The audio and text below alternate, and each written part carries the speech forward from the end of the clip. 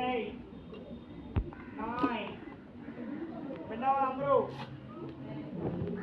ఇప్పుడు చూడండి, హ్యాండ్స్ ఇయర్స్కి టచ్ చేస్తూనే లేవాలి.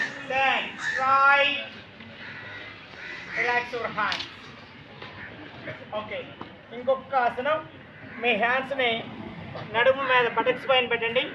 లెగ్స్ మధ్యలో ఒక అడుగు దూరం తీసుకోండి. ఒక అడుగు దూరం అర్ధ చక్రాసనం. కొంచెం వెనక్కి పెండావాలి. Front back side. 1 2 కొంచెం 3 4 5 6 7 8 9 10 రైట్. సో అందరూ ఇప్పుడు నా వైపు తిరగండి.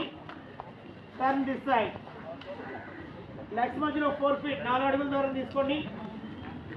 కుడికాలు పాదాన్ని తిన్నగా చేయండి. హ్యాండ్స్ 180 డిగ్రీస్లో ఉంచండి. మీ యొక్క రైట్ పామ్ని